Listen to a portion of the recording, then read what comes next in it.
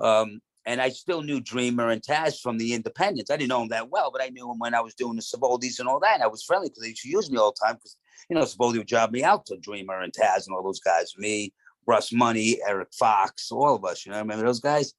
Russ Money, shout out. Russ Money watches the show. Shout out, Russ. Love Russ. I just was talking to him on my Instagram not too long ago. But all of us, that's what we did back then. So when I came home, actually, I got an opportunity to go to Puerto Rico for Carlos Colon for 1 week. I got that through Pablo Marquez. No, I'm sorry, I got it through somebody else, but I saw Pablo Marquez there. I didn't get it through Pablo Marquez. I saw somebody else got it. So I met Pablo Marquez. And he's like, hey, Damien, he goes, we're doing the ECW thing. And I knew ECW because I worked there before with Tommy Kara when it was Eastern Championship Wrestling with Todd Gordon. Right. I did that on the independents before Japan. So, right. And then, so it was me, that was before Dreamer Taz and that whole crew. Then as I was in Japan, that developed into Extreme Championship Wrestling. So now I'm going to go back to where I was. So when I came home, I got a shot in Puerto Rico.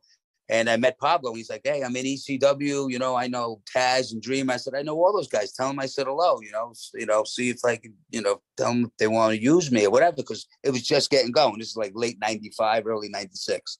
And I saw Pablo called me a couple weeks later. He's like, hey, give Dreamer a call. He gave me his phone number, gave Dreamer a call. He's like, hey, come down to Lost Battalion Hall. I want to introduce you to Paul Heyman. And I went down there. I met Paul. I was working as Damian Stone for a couple of months. He didn't put me on TV. I was doing a loop, but no TVs as Damian Stone. And then he started putting me on TV a little bit as Damian Stone. I jobbed out to like the Bad Crew, a couple others. That's Damian Stone. And then right when they brought, what's his name in? God bless him. He played the crazy gimmick, Flying Brian. When he was beating everybody up, Kane, I was always beating him for that, just as Damian Stone. And then one time in Lost Battalion Hall, Paulie came up to me and goes, you remind me of a Joe Pesci type of guy. I'm going to put you with JT Smith. You're like small, but you could beat up the world and you're very edgy, basically based around Joe Pesci. And he put me out that night. And that's when me and JT went out and became Little Guido. Well, the first time I met Paul Heyman was actually that time in, I was working for Tommy D. That was that time in Yonkers when Tommy D got his briefcase stolen.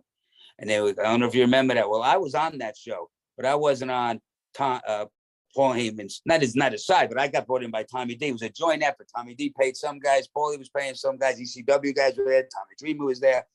But I was also friends with Tommy and stuff because I was kind of like stuck in the middle because I got brought in with Tommy D.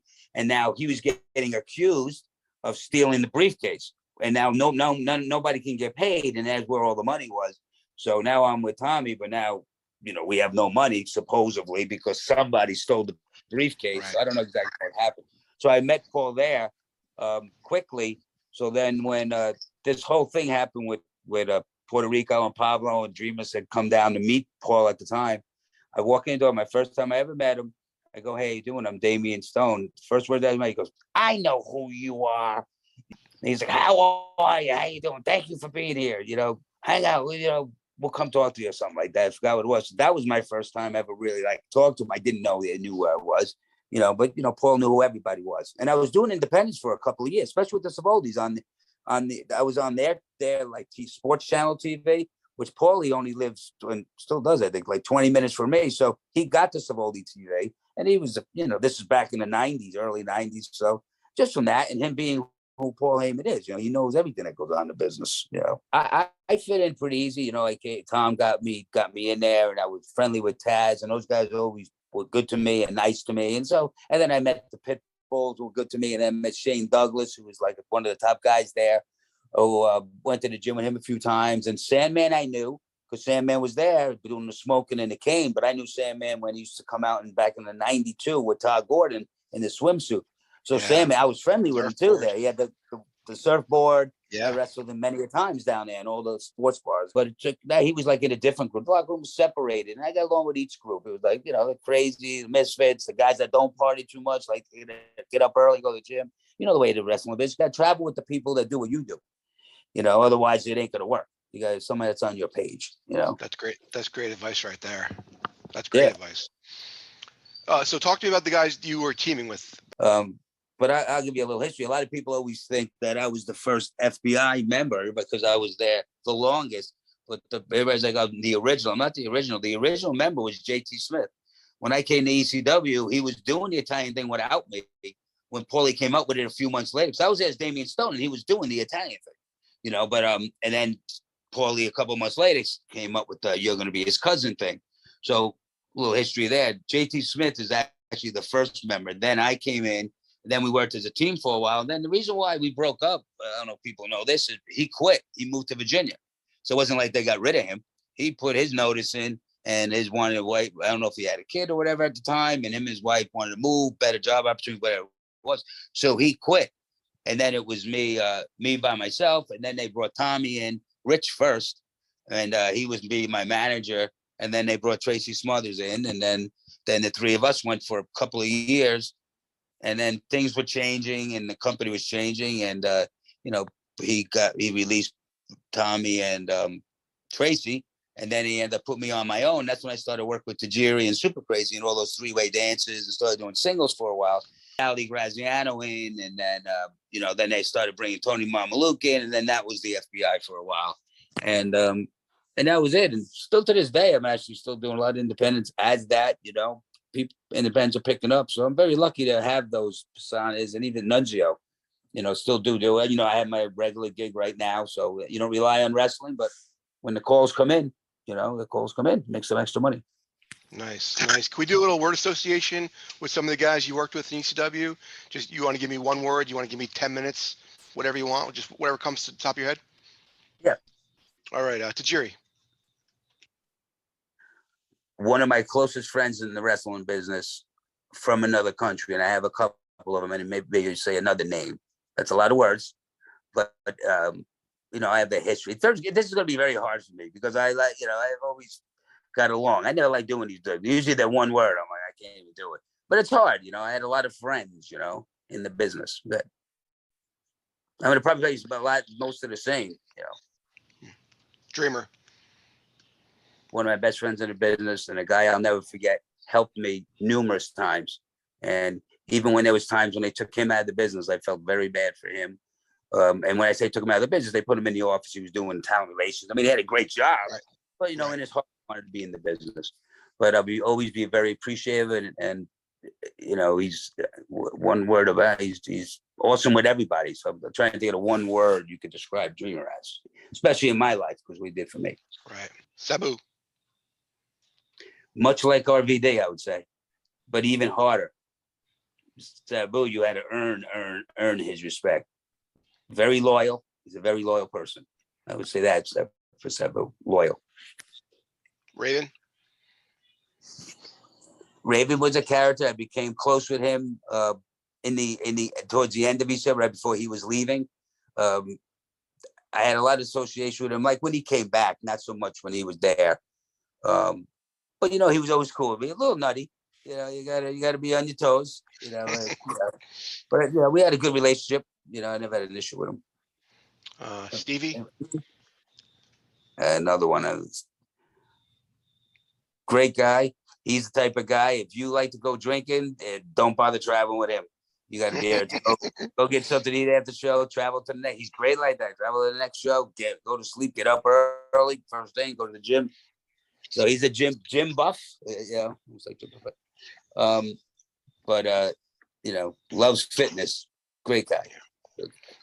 I talked to Danny Doring earlier in the week, and I did this with him when I mentioned you.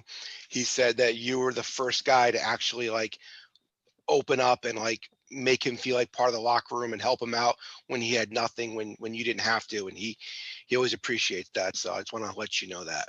Yeah, well, I appreciate Danny. He's to this day one of my good friends, and that's all because when we were in ECW and I started doing the merchandise, I used to go to school, and I think it was Wednesdays or something. It was called High Noon, and at that time, Roadkill was there, Danny was there, a couple other kids. Some kid put his glove on.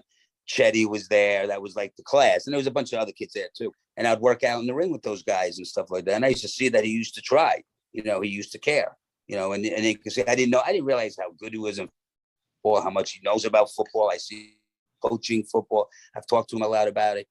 So he came from a sport, where you and then you had to humble up coming into this world, which, Right. He's smart enough to adapt, especially at Taz's school. And he came from, he played college football, played football. I mean, coaches, he was good.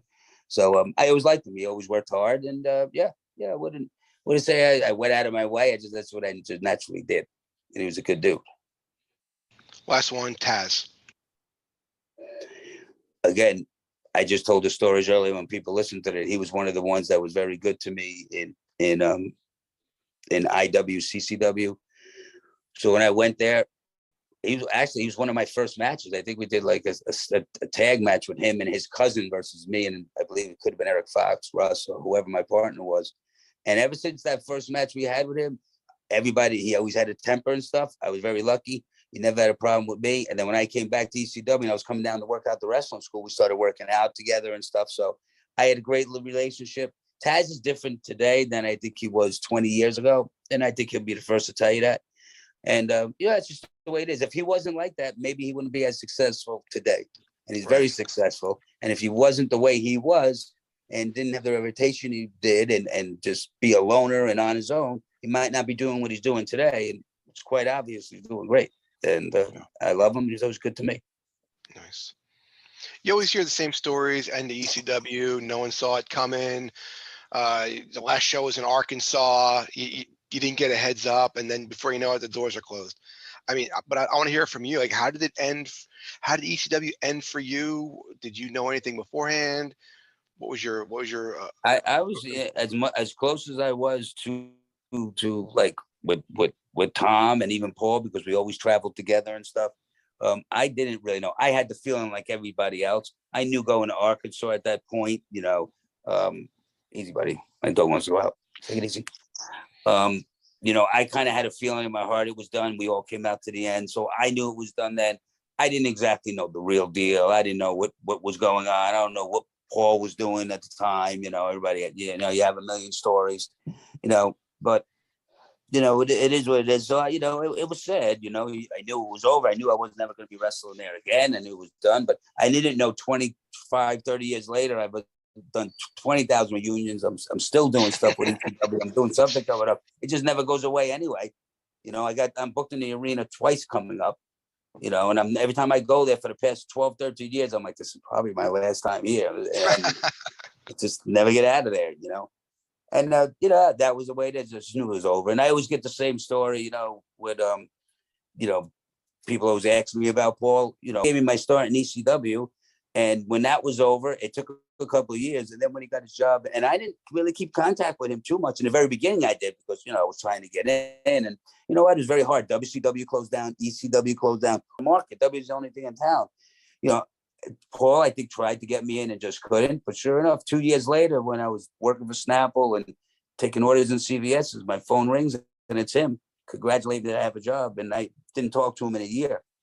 So he did that for me too. And I had a job there till I was in like 2009.